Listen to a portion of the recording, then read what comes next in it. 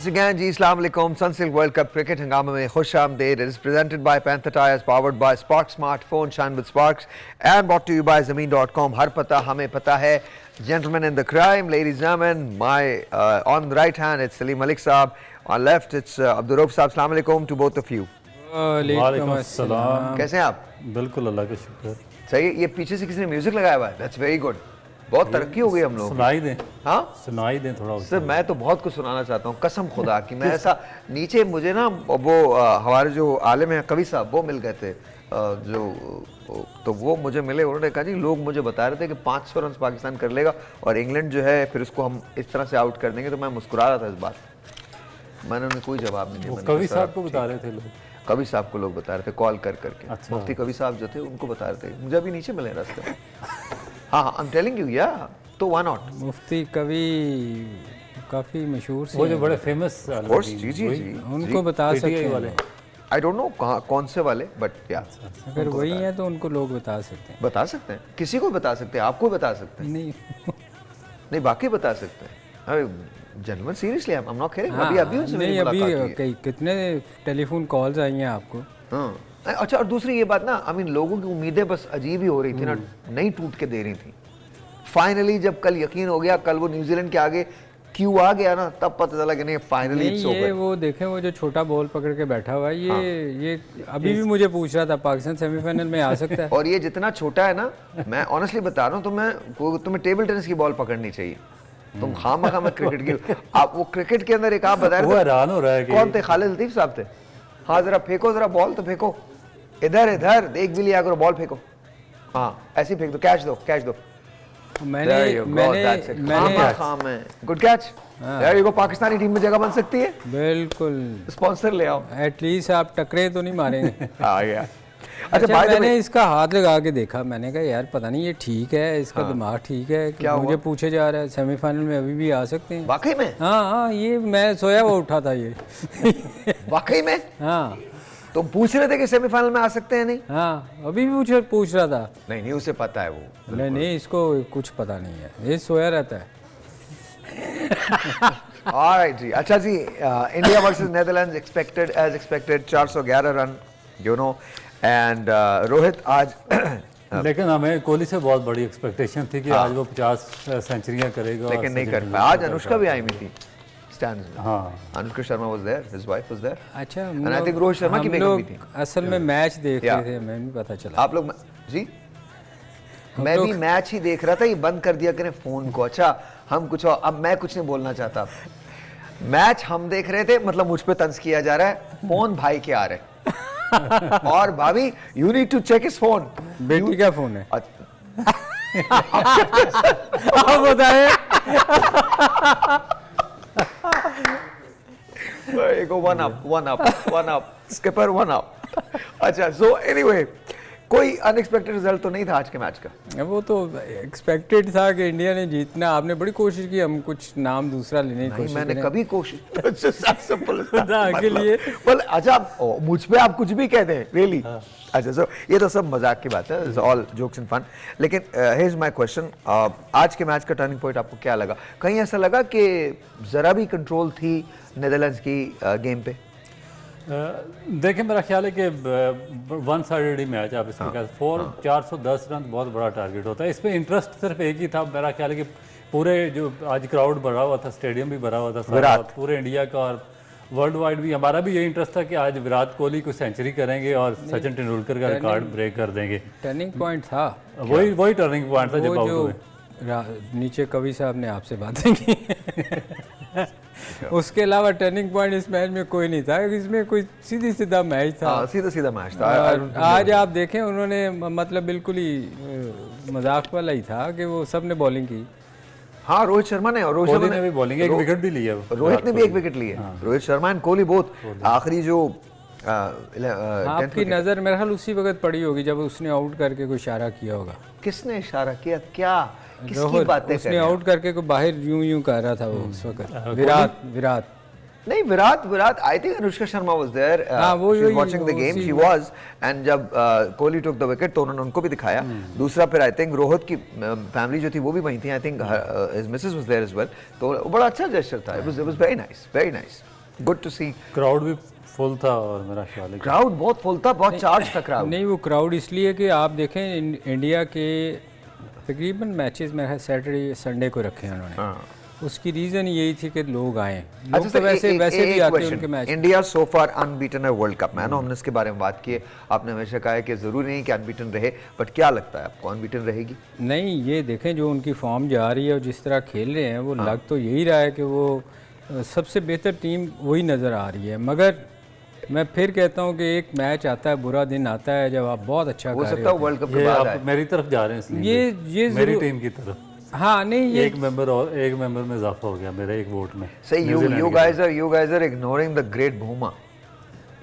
Bhuma? Yeah, वो you तो guys are south ignoring it. Australia का है ना, उनका तो इधर South Africa, you know, anything can happen. लेकिन वो तो देखे ना कि हमारी भी यही ख्वाहिश है कि बुमा वर्ल्ड कप की ट्रॉफी उठाएं हाँ। और पूरे स्टेडियम का चक्कर नहीं लगाएं। जीते तब भी उठा ले। हाँ, I mean, फिर what भी difference would it make? फिर भी उठाएं। If you're उनको not वैसे ही दे winning, देनी just चाहिए। lift the trophy up. That's it. क्या होगा? ज़्यादा क्या हो कुछ जाएगा? भी नहीं होना क्या कुछ भी नहीं मगर सर भाई, मैं देखे ना, मैं वैसे कह रहा हूँ जो नज़र आ रहा है Lethal. इंडिया लीथल हुई है। लेकिन स्लीप भाई देखें कि आज जो बॉलिंग की है इंडिया ने, जो उनके फास्ट बॉलर जिनसे बहुत बड़ी एक्सपेक्टेशन थी कि बड़ी जल्दी आउट कर देंगे नीदरलैंड की टीम को, मगर आज शामी को और जो सिराज है उनको रन्स पड़े हैं अर्ली ओवर्स में। अगर इसी तरह की बॉलिंग इन्होंने न्यूजीलैंड के खिलाफ की तो मेरा ख्याल है कि वो मुश्किल होगा। रऊफ असल में देखो, जब आप 400 स्कोर कर गए हो और उसके बाद फिर रिलैक्स कर ही जाते हो, आप उस तरह जान नहीं मारते आपके। हाँ, अगर उन्होंने 300 किया होता तो शायद आपको डिफरेंट नज़र आता। फिर ना विराट ने बॉलिंग करनी थी, ना रोहित ने करनी थी, और ना उसने बाहर इशारे करने थे। फिर इशारे करने थे बाहर। ओके। लेकिन अपनी क्या बॉलिंग जो थी ना सलीम भाई, 128 Shreyas, KL Rahul 102, Rohit 61, Gill 51। Batting lineup outstanding batting तो देखिए, जो बैटिंग शुरू से right from the first match, और उससे भी पहले आपको याद होगा जो इन्होंने एशिया कप में पाकिस्तान के खिलाफ 354 रन किए थे।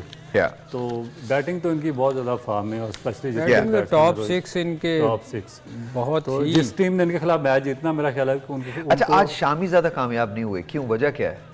देखिए आज उस तरह बॉल स्विंग नहीं हो रहा था, एक तो स्विंग नहीं हुआ, दूसरा ड्यू फैक्टर इतना ज़्यादा उसमें इफेक्टिव नज़र नहीं आया। या मे बी वो जो आप कहते हैं हमेशा से शायद वही हुआ है कि शामी को बहुत ज़्यादा पढ़ा है लोगों ने, बिकॉज शामी की आउटस्टैंडिंग परफॉर्मेंस रही है पिछले 2 वीक के अंदर। नहीं, मैं सर भाई उसका ना जो स्विंग होता है ना, उसमें पढ़ने वाली बात तब होती कि वो स्विंग हो रहा होता, उस तरह स्विंग नहीं हुआ। जिस तरह पिछले मैचों में आपको नज़र आई ना, उसने आते ही अच्छा खासा इम्पैक्ट डाला था। मगर अभी शायद रिलैक्स भी, मैं जैसे कहा ना कि रिलैक्स कर जाते हैं, कोई उसका कोई वो नहीं था। और आज उसको बड़ी मार पड़ी है, ड्राइवें लग रही थी, बॉल एक ओवर बिल्कुल पहले ओवर जो उन्होंने किया उसमें उनको 4 बाउंड्रीज लगी। तो इसका मतलब है कि रन्स तो उनके हुए। अगर इसी तरह की पिच हुई और न्यूजीलैंड के बैट्समैनों को अगर उनको अर्ली ऑन ये आउट, जिस तरह कॉनवे है या रविंद्रा है, अगर आउट ना कर सके तो मेरा ख्याल है कि जो मेरी टीम न्यूजीलैंड है उसके चांसेस काफ़ी बढ़ जाएंगे। मेरी टीम मैं तो चाहता हूँ कि इस तरह की बॉलिंग आपकी टीम न्यूजीलैंड। नहीं, ये हमेशा न्यूजीलैंड। सर आपकी टीम कौन सी है? अब देखिए, मैं तो शुरू से कह रहा हूँ कि जो अच्छी टीम खेल रही है वो इंडिया ही खेल रही है। Okay, so India. और उसके बाद अगर कोई टीम मुझे लगती है जो टफ टाइम दे सकती है वो है ऑस्ट्रेलिया। वैसे तो चारों टीमें देखें, जो टॉप चारों टीमें हैं, और यही चारों टीमें डिजर्व भी करती थी सेमीफाइनल के अंदर। सिर्फ पाकिस्तान आपका था ख्याल कि पाकिस्तान क्वालिफाई करेगी, मगर किसने बोल दिया आपको? Oh my God. अच्छा, मजे की बात ये, मेरे अलावा इन दोनों का ख्याल था, मेरे अलावा। मैं शुरू दिन से कह रहा हूँ, मैंने it's not that of course I love Pakistan, लेकिन आप नजर आता है इसी वजह से हम कहते थे कि आप हमेशा बहुत बूस्ट करते थे कि पाकिस्तान बात टीम बूस्ट करने की इंशाल्लाह नहीं है, लेकिन मैंने हमेशा पाकिस्तान आएगा, मगर मैंने आपको हमेशा रियलिटी बताई है। मैंने हमेशा कहा है कि 4 टीम्स क्वालिफाई कर रही हैं, यही 4 टीम्स 2 वीक के बाद यही बना था, 2 वीक के बाद ये पॉइंट्स टेबल था, और इसी में मैंने कहा था कि इनके अलावा कोई भी टीम 5वीं टीम नहीं आएगी। मुझे अफगानिस्तान लग रही थी, अफगानिस्तान नहीं, सवाल ही नहीं पैदा होता। रन रेट देखिए, सलीम भाई हमेशा कहते रहे रन रेट मैटर नहीं करता, मैटर ही रन रेट करता है, और मैटर अदर देन दैट तो आपको, बिकॉज तमाम team other than India, India एक सुपर टीम है इस वक्त। इंडिया के बाद की बाकी जितनी टीम्स हैं, अच्छा मैं क्यों कहता था कि रन रेट मैटर नहीं because you wanted everyone to, you wanted us to win every game. Of मैं कोर्स चाह रहा था कि मैच जीतेंगे तो फिर रन रेट पे हम जाएंगे नहीं। हमारी टीम सुपर टीम नहीं थी ना वैसे, हमने ऐसा नहीं किया। अच्छा, इसमें ये देखेंगे तो न्यूजीलैंड की टीम है, पहले 4 मैचेस में उनकी 8 पॉइंट थे। हाँ। वो बाकी जो 5 मैच हैं उनमें सिर्फ 2 पॉइंट उन्होंने लिए और 10 पे आई है। ऑस्ट्रेलिया जो ऐसी टीम थी जो पहले राउंड के में बॉटम पे खड़ी थी, नंबर 9 पे, वहाँ से वो ट्रेवल करती हुई 14 पॉइंट के साथ वो नंबर 3 पे आई है। तो मेरा ख्याल है कि ग्रेट अचीवमेंट ऑस्ट्रेलिया की इस वर्ल्ड कप में। अच्छा, सो यू थिंक कि अगर इंडियन बॉलिंग ऐसी रही जैसे आज थी तो न्यूजीलैंड एक बड़ा स्कोर करने में कामयाब हो सकती है या चेस करने में कामयाब हो सकती है? चेज नहीं, मेरा ख्याल है कि जो टीम पहले बैटिंग करेगी उसको ज्यादा एडवांटेज होगा। अगर न्यूजीलैंड पहले बैटिंग करे और 325 प्लस रन्स करेंगे वो, और वो कर सकते हैं, उनमें इतनी एबिलिटी है जो उनके बैट्समैन है, तो उसमें इंडिया के लिए जब प्रेशर हो क्रिएट होगा तो फिर बहुत मुश्किल हो जाएगी। बाय द वे, वैसे मैं आपको बता दूं, जैसे मैंने आपसे पहले शेयर किया था, वो टीम जिसने वानखेड़े के अंदर पहले बैटिंग की है वो 14 मरतबा कामयाब हुई है, जिसने बाद में बैटिंग की है वो 13 मरतबा कामयाब हुई है, जिसने पहले बैटिंग की 14 मरतबा।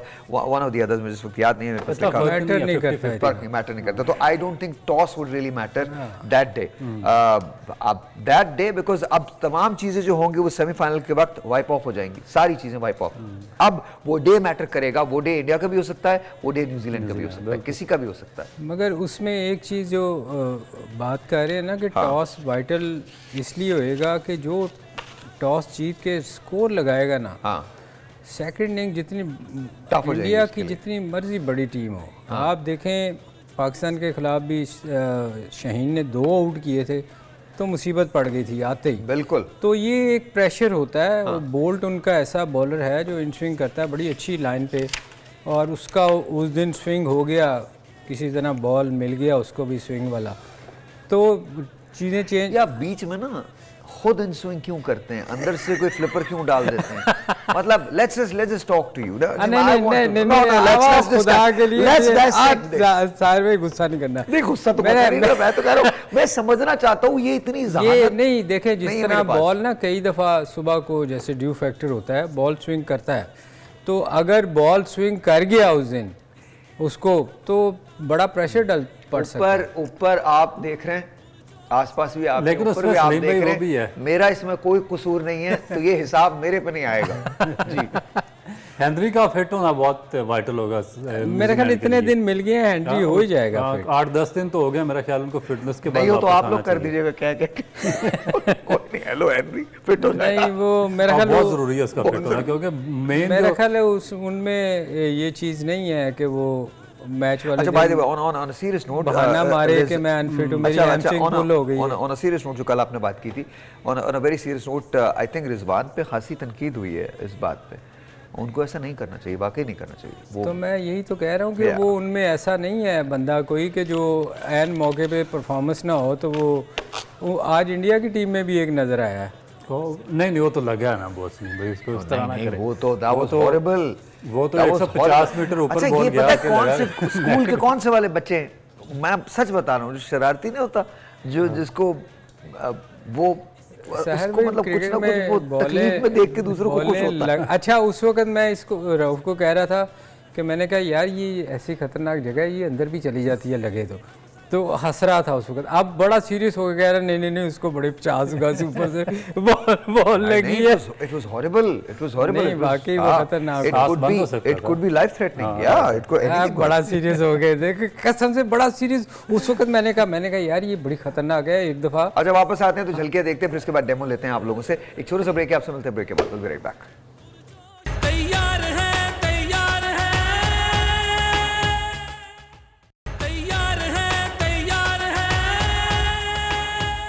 All right, G, once again, welcome back, and I'm with Salim Malik Saab and Abdurrauf. G, sir, look at that.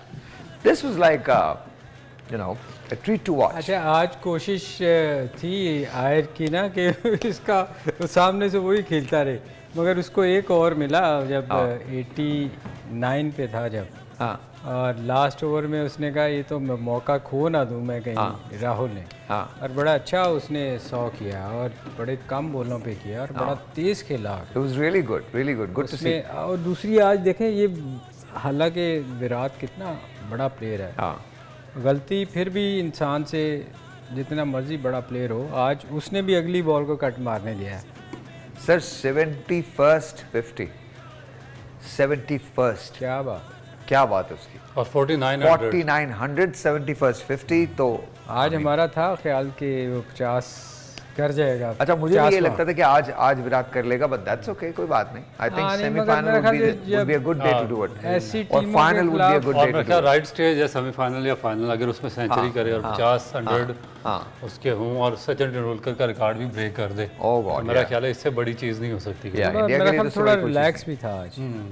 I think everybody was relaxed. The mood was very festive. I don't think really they were playing a really competitive match. They were playing cricket. They were enjoying cricket. It was a ceremonial match. I don't think there was no pressure on Netherlands. Netherlands पे कोई pressure नहीं था. They knew that they had a good run in World Cup cricket, और India knew that they're going to win this game.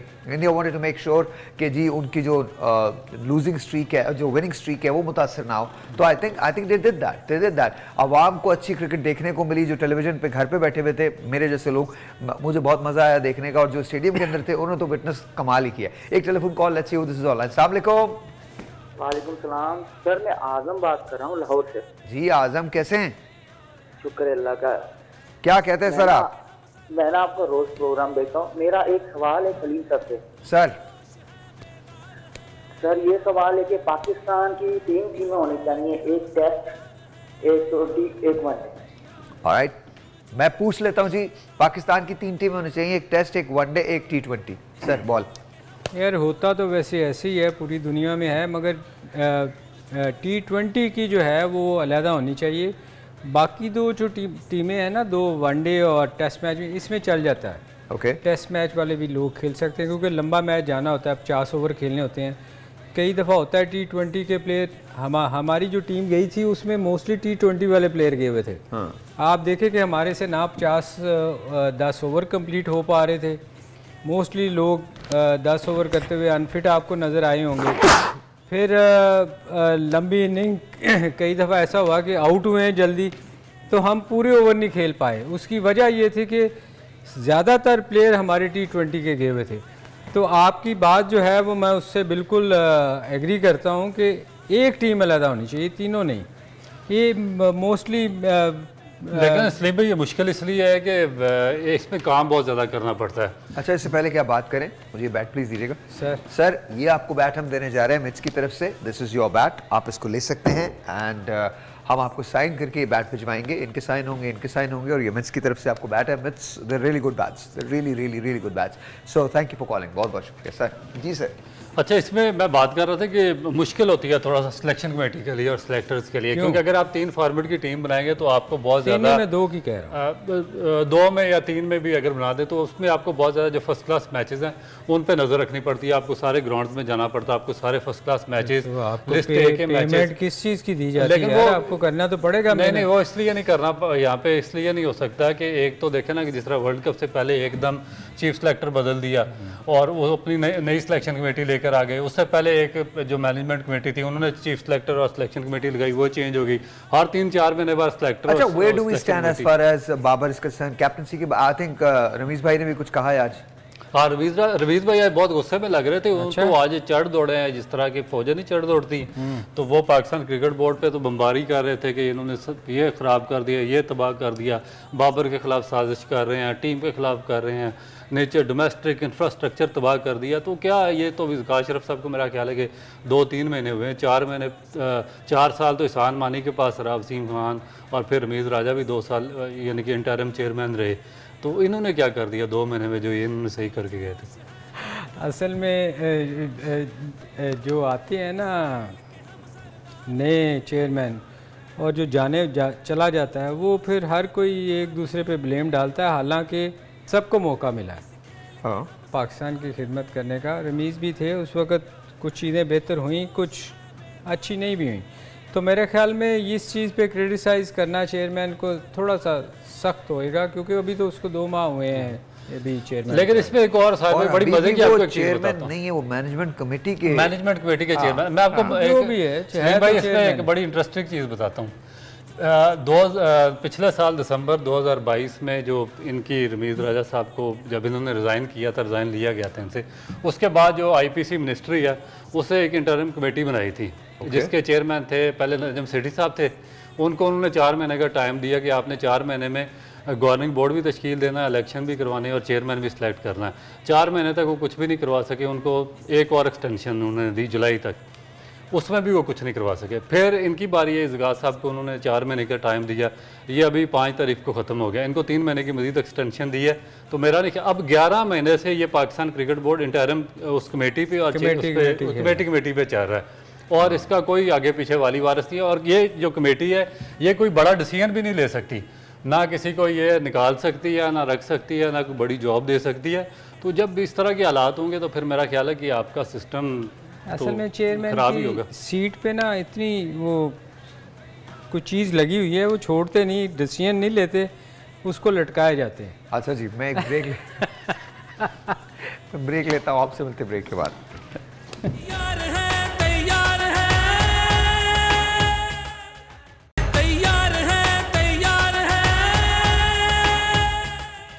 Alright ji, once again welcome back. अच्छा जी, पाकिस्तान की performance के बारे में बात कर लेते हैं। 2023 का वर्ल्ड कप अब तक की सबसे worst performance, why?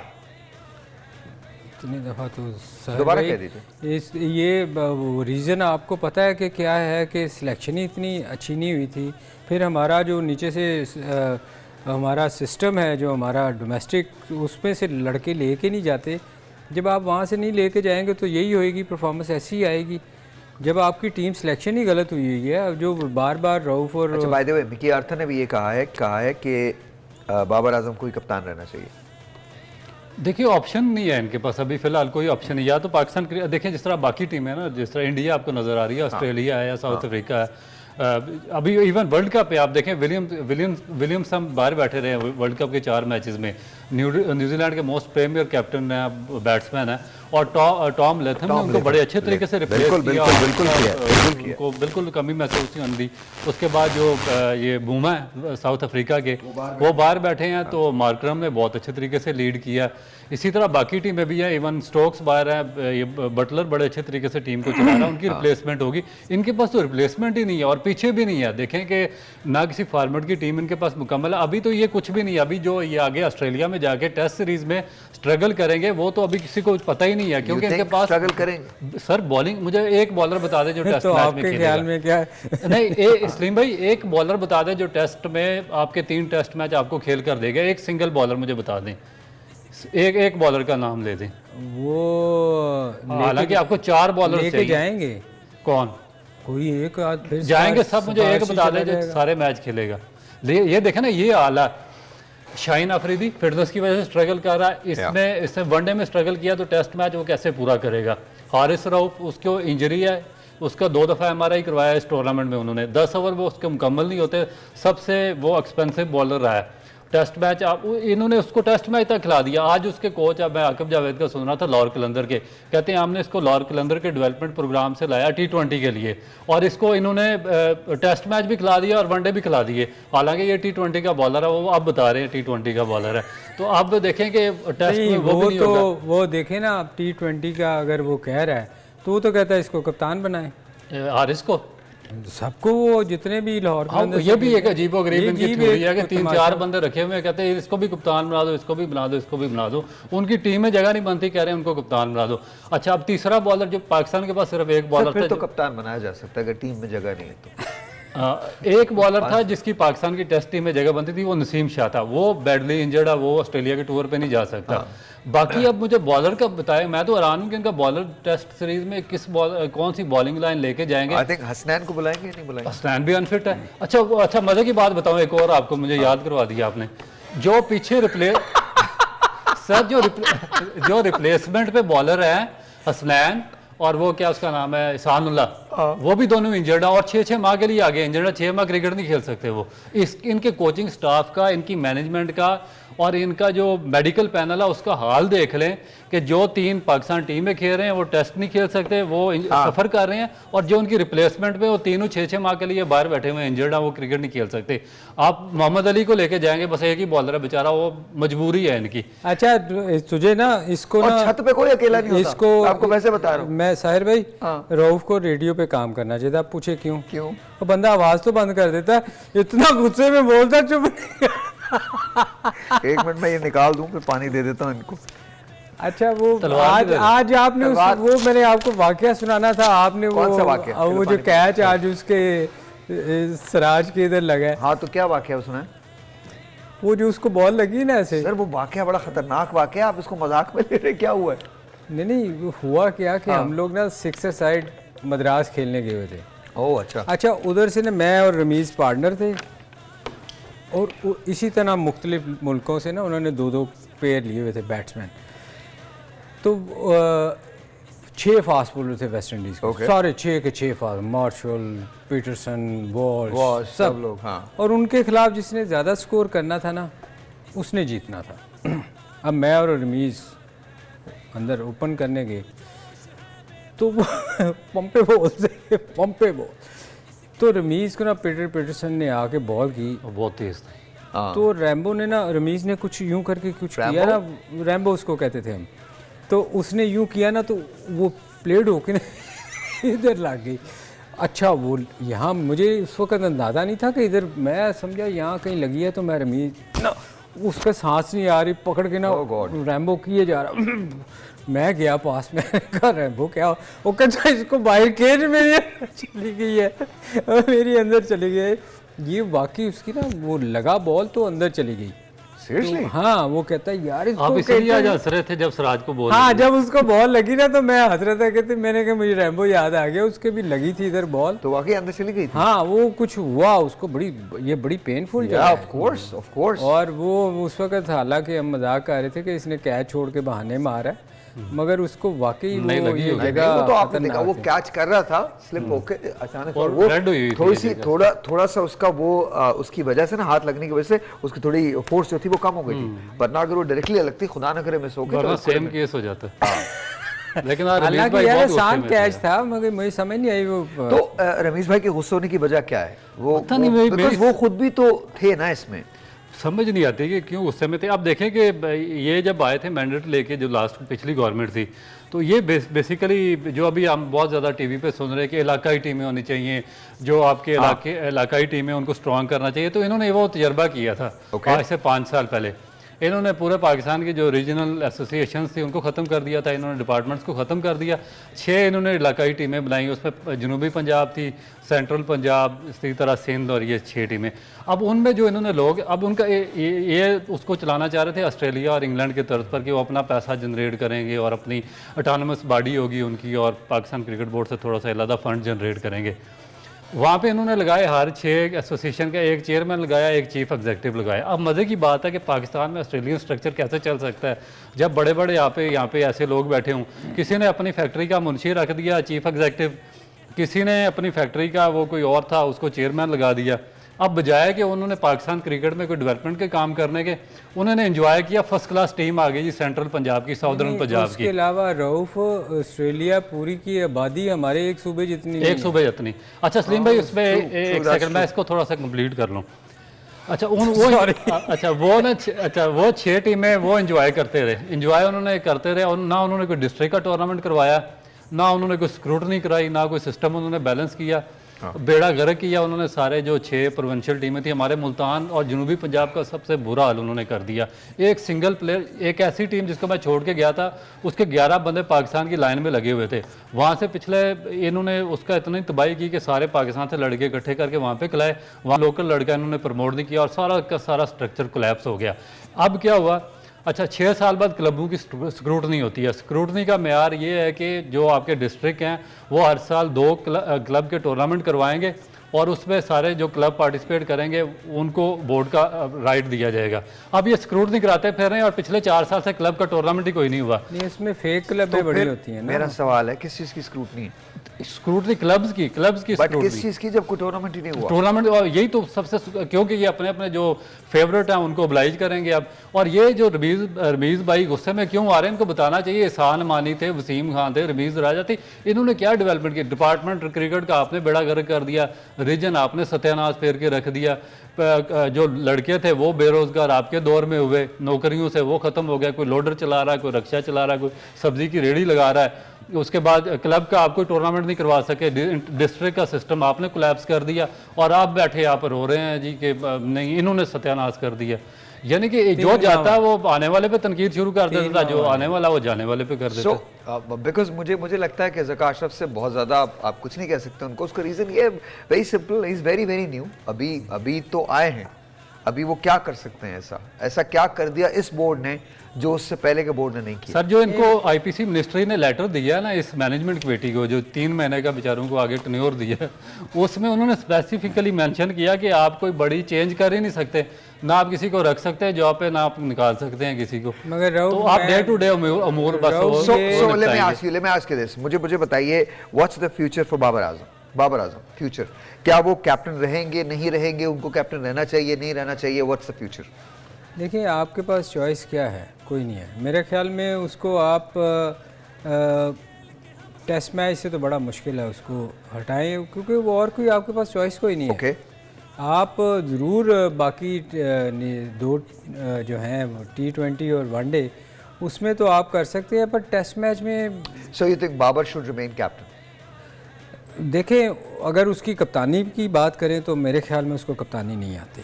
Okay. To be honest, मैं आपको सच बताऊं कि उसकी जो डिसीजन उसने जो लिए हैं, देखें उसकी प्लेयर की हम बात नहीं कर रहे हैं।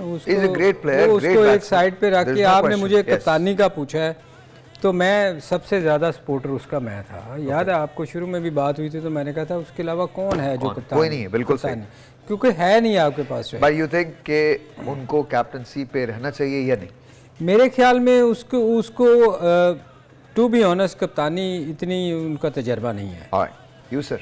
देखिए, उसको मेरा ख्याल है कि अभी टाइम नहीं है उसको हटाने का। वजह इसकी क्या है कि जिनको ये कैप्टनसी के लिए तैयार करके ला रहे हैं, अब देखें अगर शान मसूद की आप परफॉर्मेंस देखें तो जब उनको ड्रॉप किया गया, उनकी 11 इनिंग्स ऐसी थी जिनमें उन्होंने स्कोर नहीं किया, फ्लॉप हुए, टीम से बाहर हुए, वापस उनको लाया गया पाकिस्तान टीम में। आपके ख्याल में उस शान का मैं जो नाम सुनने में आ रहे हैं मैं उनकी बात करता हूँ। इसके लिए हम फिर बात करेंगे, अगले पूरे वीक इस पर बात होगी। एक ब्रेक लेते हैं, यानी आपसे मिलेंगे कल। कल ऑफ है, लेकिन इसके बावजूद 1 बजे हमसे मुलाकात ज़रूर कीजिएगा, because we'll be on here right at 1 o'clock tomorrow. Till then, खुदा हाफिज़।